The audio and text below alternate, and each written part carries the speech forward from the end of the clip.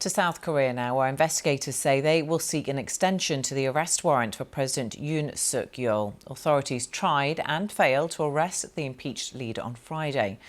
After a dramatic 6-hour standoff, they called off their attempt after Mr. Yoon's security team formed a human wall and used vehicles to block the arrest team's path. The US Secretary of State Antony Blinken is in the country as the political impasse continues.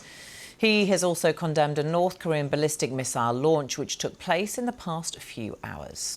We condemn the DPRK's missile launch just today, yet another violation of multiple UN Security Council resolutions. Well, let's speak now to Yoon Suk Yeol, Professor of International Relations at Yonsei University. Welcome to you. Thanks very much for being with us. What's your assessment of the situation at the moment? Do you think the authorities will be able to secure an extension to this arrest warrant?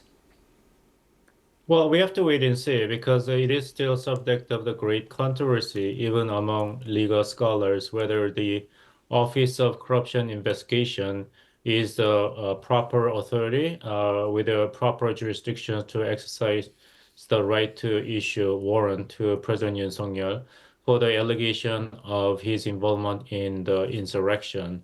Otherwise, the national police will be the authority to issue the warrant to the president. So there is a ping-pong game going on between the Office of Corruption Investigation and the national police and the prosecutor office to decide who is going to, take the responsibility to tackle the challenge to serve the warrant to the president, despite the huge protest outside.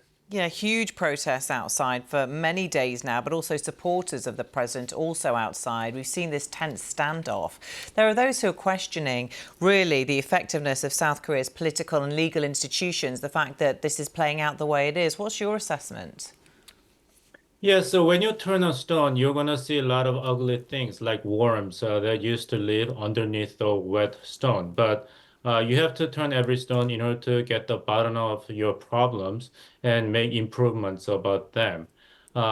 So this is a new thing for South Korean democracy and the citizens who would have imagined how to interpret the constitution and the role of the jurisdiction and national police in case the president would be possibly charged for the allegation of insurrection, let alone the case of impeachment for the second time in the past 5 years. So this is a new round of the test for South Korean democracy and its interpretations of the Constitution. We are going to build very important and lasting legal precedents, which will only make the South Korea's liberal democracy more mature and more effective in terms of the practice of the basic law, constitution, and democracy. This is a very ugly and painful process, but it is a price we are ready to pay as a result of we Koreans, having cut many corners for the very rapid industrialization and very compressed process of making difficult transition from military dictatorship to liberal democracy, like in personal life, in politics and economy in South Korea. We need to pay the price for long-term growth and maturation.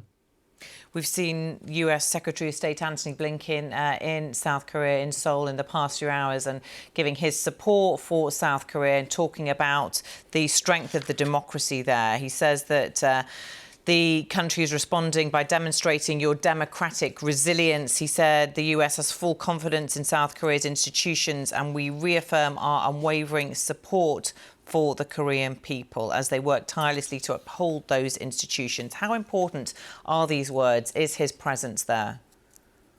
It is very important for the both sides of the political polarization, for both the supporters of President Yoon Suk Yeol and the critics of him.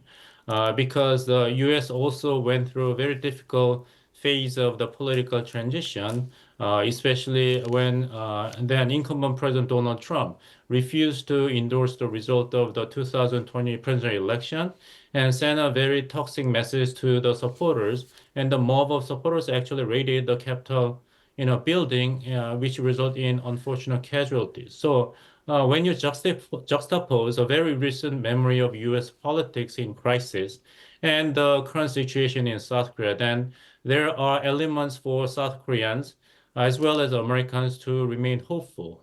These are very difficult phases, but political polarization is not so rare these days, even for very mature democracies. So Secretary Blinken's endorsement of the peaceful and constitutional process after the surprising declaration of martial law by President Yoon Suk Yeol is very encouraging, and it's a very agreeable message to South Korean people as well.